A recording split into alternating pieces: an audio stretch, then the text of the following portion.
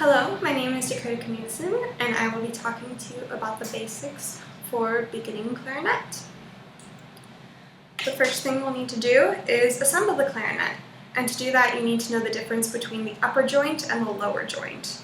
The main difference that I always find is the lower joint has a thumb rest for your right hand to sit on, whereas the upper joint is slightly smaller. It has a register key in the back and a place for your thumb.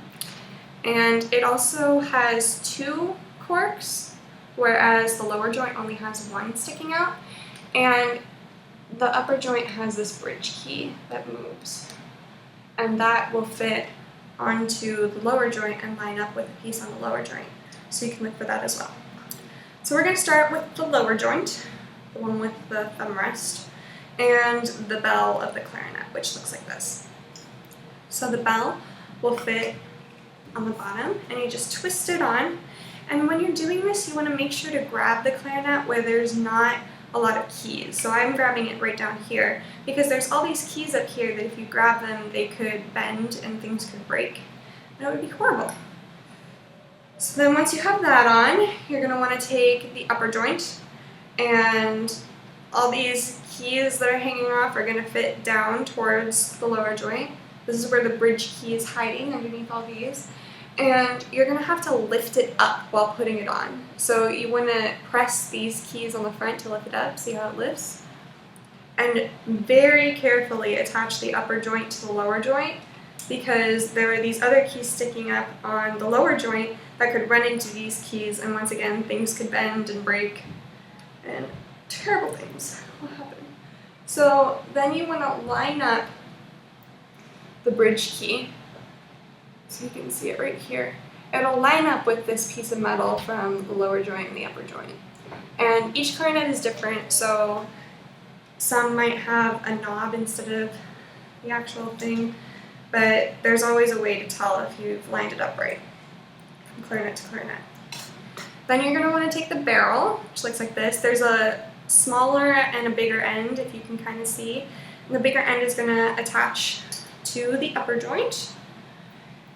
Also, while attaching piece to piece, you want to make sure that you're grabbing onto the two pieces that you're fitting together. You don't want to be putting on the barrel and be grabbing the bell of the clarinet. That's just awkward. And then if you do that, then there's a chance that these two middle joints could shift and keys could get bent or broken. And we don't want that. Then we are going to take the mouthpiece. So it's probably in your case and it has a cap on it, most likely. Take the cap off.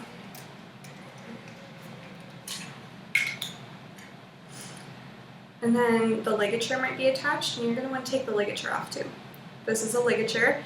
Mine is leather, they might be metal, so just set that aside. Mouthpiece, and attach it to the barrel.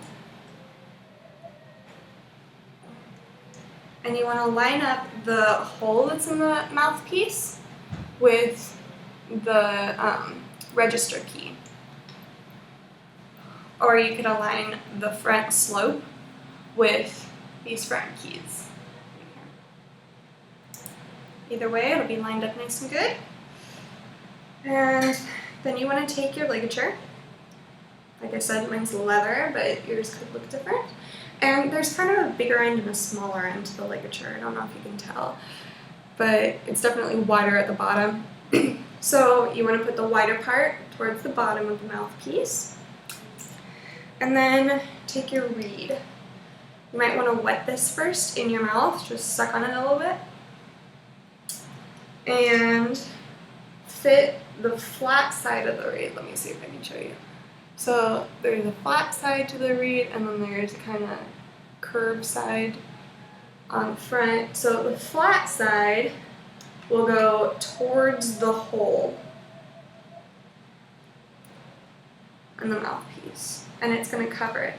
And you're just going to fit the reed down into the ligature. You might have to loosen the ligature a little bit. Fit the reed there and the ligature over it. And you want to make sure that you're not touching the tip of the reed while you're doing this. So that can mess your reed up. And then you want to just line up the reed with the tip of the mouthpiece. It's okay if it's a little bit under or a little bit over, but as close as you can get. And then tighten the ligature. And the ligature should always be on your right side. That's how you can tell if you put it on correctly or not, if you can't tell if there's a more open side and a less open side. What's nice about my ligature is that it actually helps me line up the reed in it. Okay. When you are sitting with the clarinet, you want to make sure that you're sitting up tall, just like when playing any other woodwind instrument. So, like this. Your left hand is going to have the thumb back here near the register key in this thumb hole. And just go 1, 2, 3. 1, 2, 3. Pinkies will go here. Other pinkies will go here. Your right hand is rested on the back with the thumb rest, as I showed before. Just want to have nice posture while playing. The clarinet bell might be between your knees. That's okay. You want to have the clarinet slightly away from you. You don't want it up hugging next to your body, but you also don't want it out here like this. So just at a comfortable area. Then before playing, you want to think about your embouchure. So embouchure is the shape that your mouth makes. And it changes from instrument to instrument, obviously. So for clarinet, you want to have your bottom lip covering your bottom teeth, like so. And then you want to slightly rest your top teeth on top of the mouthpiece. And then seal any open area with your top lip. And some instructors might think of it as kind of frowning or kind of pushing the corners of your lips in, but you just want to seal it off so that no air is getting through your mouth and all the air is going into the instrument. So,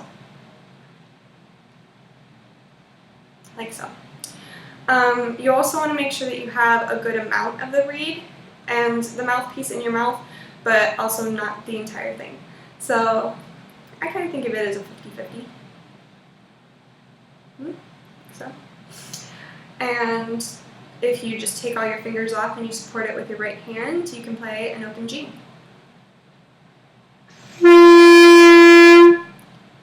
When articulating on the clarinet, you're going to lightly touch your tongue to the tip of the reed, which stops the vibration. Like so.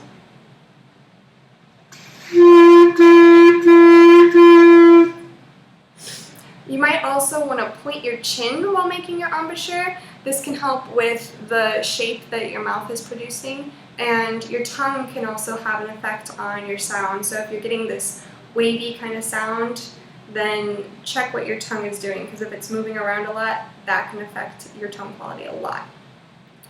So now that we've played the instrument, it's time to take it apart. We're going to work the opposite direction that we worked putting it together. So you're going to start with the top.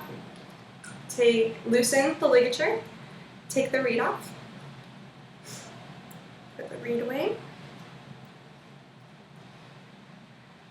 ligature off, mouthpiece twist off, put the ligature back on the mouthpiece, and then put the mouthpiece cap on.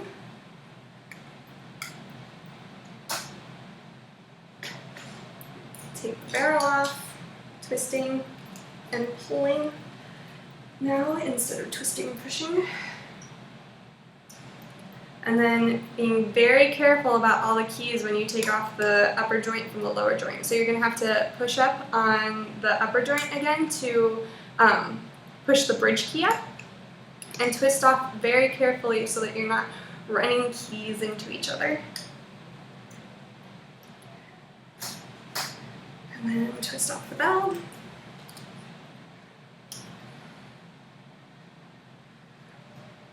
I didn't play a lot, so there wasn't a lot of moisture accumulated in my clarinet, but if you've been practicing for 20 or so minutes, you might want to take a clarinet cleaning cloth, and it's nice because it has a weight at the end of it, and you will just, after you take off the mouthpiece, you never want to run this through the mouthpiece. take off the mouthpiece first, and while all the other parts are together, you can just feed this through the clarinet and pull it through to remove any excess moisture.